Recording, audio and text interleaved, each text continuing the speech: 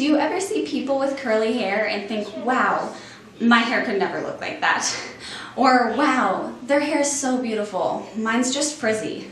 That's what I used to think. But I ended up taking my hair from this to this.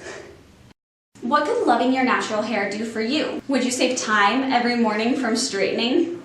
What about money from expensive chemical treatments? Would you worry less about going outside in the humidity or going swimming with your kids? And what about your confidence? Sometimes we don't realize how much of our identity is tied to something as silly as our hair. Incredible beauty is within all of us. Some of us just need to be taught how to let it shine.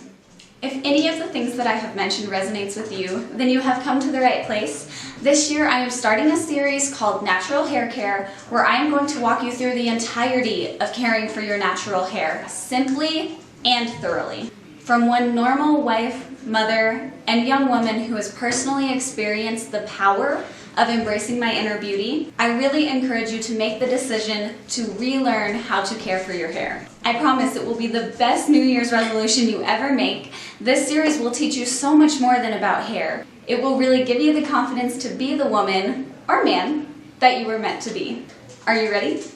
Video 2 is coming out very soon, so subscribe down below to start your journey today.